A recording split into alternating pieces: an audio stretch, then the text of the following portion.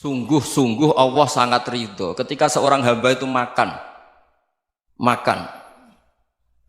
ketika sesuap nasi dia muji Allah, ketika minum seteguk nasi dia muji Allah. Itu kalau orang diridhoni Allah itu wali betul. Itu untuk jadi wali itu gampang, kamu makan ridho, kamu nginjak buminya Allah ridho seneng, kamu hidup keseharian aman seneng. Nah ini supaya sampean kita semua ngaji betapa panduan Rasulullah untuk menggapai ridho Allah itu banyak yang keseharian sekali. Saking kesehariannya banyak dalam hadis dan itu sahih. Nabi menyebut hal-hal yang keseharian. Hatta ma tas'alu fi fimra'atika, kamu punya uang kemudian istri kamu bisa makan itu ibadah. Bahkan sebagian ibadah itu dicontohkan Nabi yang akhirnya diprotes sahabat.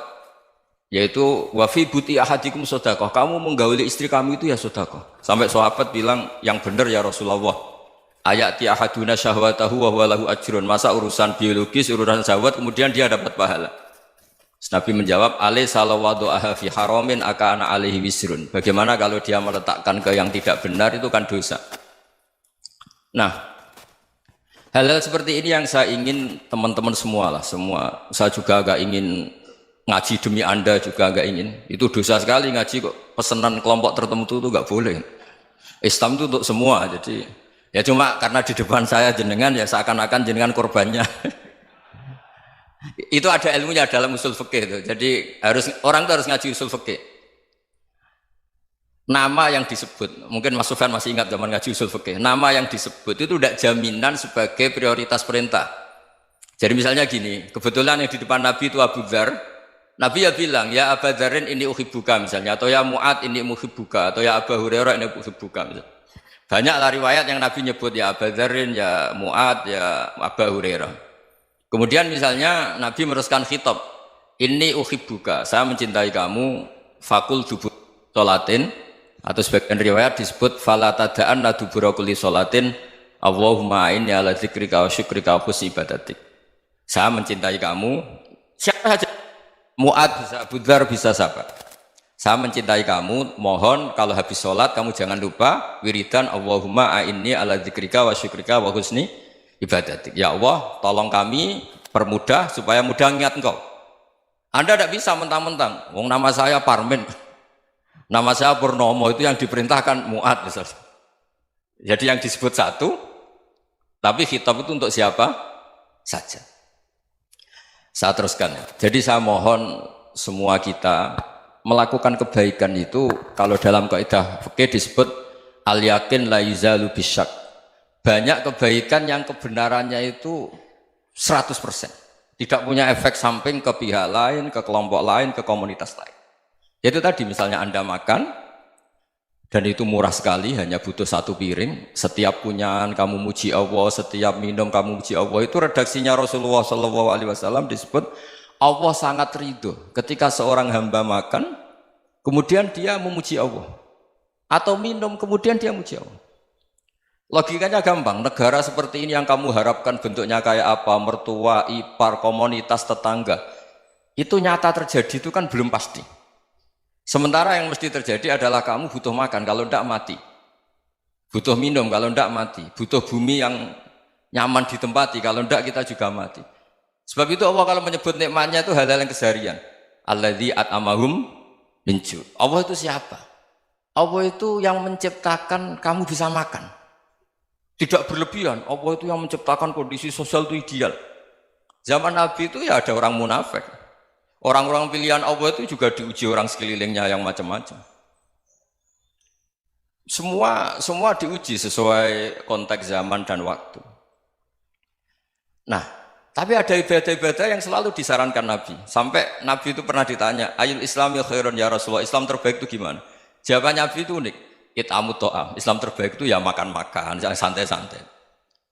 Ketika Allah menyebut beberapa kebaikan, falak tahamal aqobah wa ma adrokan Allah mal aqobah. Terusannya apa? Fakku raqobah. Terusannya apa? Au it'amun fi yaumin di masghubah. Ya itu acara makan-makan itu juga Islam. Kenapa? Ya bayangkan kalau tidak ada makanan kita mati kan? Kondisi sosial tidak ideal itu Anda masih gak apa-apa. Tapi kalau Anda tidak makan, Anda tidak minum, Kamu punya istri cerewet masih bisa hidup, punya mertua cerewet masih bisa hidup. Tapi kalau tidak makan bisa mati. Berarti penting mana istri sama makan? Penting mana? Makan. Semoga istri Anda dengar, nanti kamu disuruh makan tapi pulang deh. Itu kalau dibahasakan makan masih memahami. Penting mana nasi satu piring dengan istri. Nggak ada nasi mati, nggak ada istri belum mati. Penting mana? Gak berani jawab kan? Nah, ternyata Anda ada garang kan di depan istri.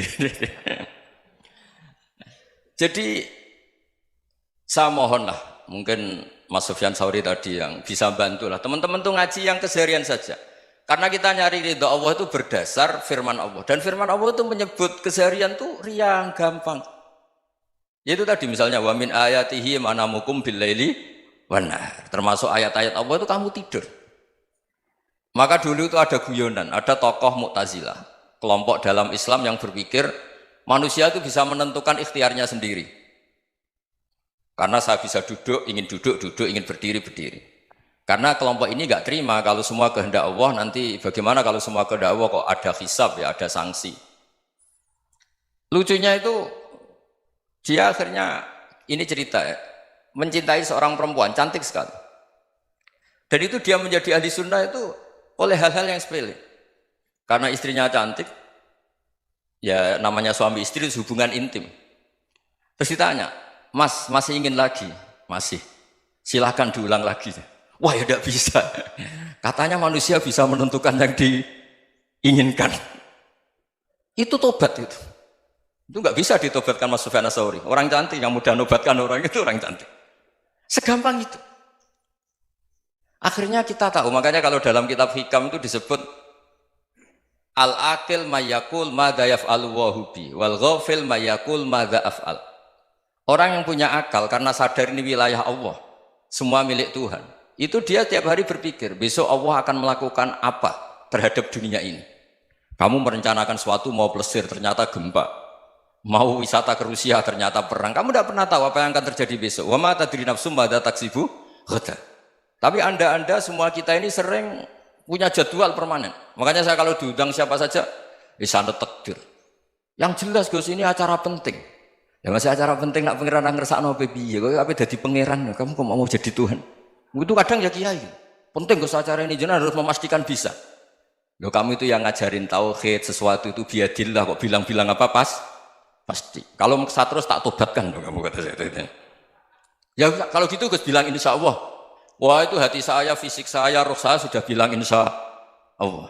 Tidak usah kamu latih kata saya. Nah hal-hal tauhid keseharian itu gampang sebetulnya. Wal ghafil yaqulu madza af'al. Tapi orang yang lupa Allah dia setiap hari bilang besok apa? Kita bisa melakukan apa? Seakan-akan dia itu aktor, dia penting, dia subjek permanen, dia. Padahal kita ini hanya objek kehendak Allah Subhanahu wa taala. Karena kita yakin sesuatu yang terjadi di alam raya ini kita tidak bisa apa-apa. Makanya saya sering ngaji, sering bilang saya, ketika Anda mensifati Allah, Dia yang menghidupkan. Sudah itu tanamkan sehingga ketika kita mati santai saja. Kenapa santai? Allah punya cara menghidupkan kita. Zaman kita hidup juga gak tahu caranya ngelola jantung, ngelola paru-paru. Kamu juga gak tahu ngelola oksigen yang tidak beracun, tidak mengandung polusi. Tahu-tahu hidup. Gak ingin tua ya tahu-tahu tua, gak ingin mati tahu-tahu mati. Selama ini kita hidup juga gak tahu apa-apa sebetulnya. Hanya gaya tok, punya jadwal, punya planning. Kalau kamu bisa menentukan pilihan Anda, pasti Anda istrinya cantik, 4 neriman semua, kona'ah semua. Nyatanya enggak kan? Ada 1 jelek, cerewet. Oh itu kan, nyatanya enggak bisa apa-apa Anda kan? Dan kamu bawa mati lagi. Itu kan istri Anda juga gitu, punya keinginan, punya suami yang ganteng, yang jabat, yang neriman, yang enggak poligami. Ya enggak kesampaian juga. Kalau kita ngitung tingkat kegagalan kita itu gagal terus. Ya kan? Nah, terus ingat Allah, madza yaf'alu wa bi. Orang yang punya akal selalu berpikir Allah itu menghendaki apa terhadap saya. Lalu sama-sama orang melihat orang yang serius, itu kata Anda itu pemikir berat, serius, senang punya tokoh yang merengut tuh, karena kamu anggap serius. Tapi sebagian orang anggap orang yang serius itu wong merengut, wong masam, wong muka kok ditekuk. Jadi sama Itu hati, ya muqallibal qulub tsabbit qalbi ala dini. Karena kita nggak tahu cara berpikir kita tentang orang lain, tentang sekeliling kita. Misalnya kita orang baik yang jenis ngrumat fakir miskin. Ada orang bangun masjid mewah itu janggal. Apa artinya masjid mewah kalau banyak orang kelaparan? Tapi kalau yang jenis pendidikan apa artinya masjid mewah kalau tidak bisa ngaji? Nanti yang jenis infrastruktur apa artinya ini kalau semuanya punya sudut pandang yang berbeda-beda. Dan Islam mengapresiasi semua kebaikan. Tapi katakan semua kebaikan itu adalah kehendak Allah Subhanahu wa taala. Karena apapun baik Anda itu pakai fasilitas yang diberikan oleh Allah Subhanahu wa taala. Sehingga ini yang disebut qulillah tsumadarhum fi khawdihim yal'abun. Ya kembali tadi ke tema-tema bahwa keseharian Anda ini sudah Islami. Saat Anda tidak bisa melakukan apa saja. Saya sering ada jenazah, biasanya kalau tetangga meninggal saya sering disuruh ngelepas. Saya bilang orang ini baik karena sering ngelamun di rumah, sering nganggur di rumah. Ditanya sama anaknya, kenapa Gus nganggur baik? Ya kalau dia nganggur artinya juga agak berbuat sesuatu yang maksiat kan? Ya kan? Orang nganggur di rumahnya ya tidak bunuh orang, tidak maling, tidak korupsi, ya namanya nganggur di rumah. Lah cuma istri cara pandang nganggur gak menghasilkan uang itu. Tapi juga gak menghasilkan kriminal kan? Jadi sebenarnya Islam itu makanya kalau sampai ngaji usul fikih itu ada kitab usul fikih namanya Lubul Usul, itu terkenal sekali di pesantren itu. Itu kalau ngapresiasi keseharian itu luar biasa. Izma min mubahin illa wa yatahaqqaqu bihi tarku haramimma. Karena keseharian yang mubah saat Anda lakukan itu ada kehebatan yang luar biasa, yaitu meninggalkan haram. Makanya dulu banyak orang-orang alim ketemu temannya itu guyon sampai semalaman. Itu biasanya yang semangat Islam itu kiai kok tidak tahajud, kiai kok tidak witir. Orang yang sedang mapan uangnya banyak, malam itu tidak kelayaban itu sudah luar biasa. Melawan nafsu supaya tidak maksiat itu sudah luar biasa. Supaya lupa guyon sama temannya semalaman sampai subuh. Gejlok-gejlokan ngenang zaman miskin, zaman kuliah nggak jelas, zaman apa. Melihatnya jangan tarkut tahajud. Seperti ini meninggalkan tahajud, tapi meninggalkannya ini talkul muharramat. Jadi kayak apa hebatnya?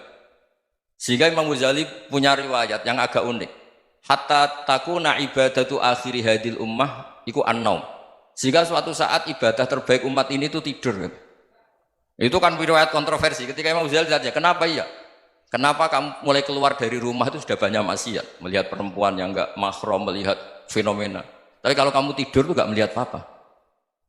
Tapi juga kamu jangan menganggap tidur itu ibadah betul. Saatnya melakukan fardhu ain malah masih tidur. Tapi itu sudut pandang yang menjadikan kita Islam itu gampang. Jadi saat Anda tidak bisa aktivitas apa-apa, misalnya ada beberapa orang yang lumpuh. Lumpuh itu memang nggak bisa Jumatan, nggak bisa ibadah, tapi dia juga nggak bisa maksiat. Tidur itu memang Anda saat itu tidak bisa tahajud, tidak bisa witir, tapi saat itu ada zina, ada maling, tidak gosipkan orang, tidak bully orang, tidak menanamkan kebencian, tidak hasud. Sehingga tidur menurut Allah Ta'ala wa min ayatihi manamukum billaili apa? Wan-nahar. Karena di tidur itu selain ada unsur istirahat, jaga kestamina, juga ada unsur meninggalkan beberapa keburukan. Nah saya mohon ibadah yang keseharian ini kita jaga. Supaya kita semua baca ayat itu fasih. Fasih itu tertanam di hati. Allah itu siapa? Alladzi at'amahum min ju'i wa amanahum min khauf. Dan Allah kalau cerita di Quran itu anna subabnal ma'a subba thumma syaqaqnal ardon wa syaqqa fa'ambatna fiha habba wa inaba wa qadba wa zaituna wa nakhla wa hadaika hulba. Kamu tahu saya ini siapa, kata Allah. Saya ini adalah Tuhan yang menurunkan air, kemudian ada tanaman banyak. Habba wa inaba wa qadba, ada zaitun, ada tin, kalau orang Jawa mungkin ada tela, ada padi, ada mangga, ada pisang. Sudah.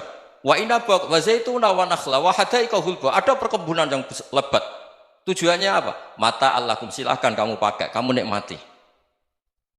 Tapi karena kadang kita ini punya ide-ide besar. Tadi untuk syukur saja nunggu punya istri riman, rumah baik, tetangga baik, komunitas baik, semuanya baik baru syukur. Lama-lama nanti ada di surga, syukurnya nunggu surga paling kelas A. Itu sudah ada yang menghuni Rasulullah, kamu nggak boleh di situ.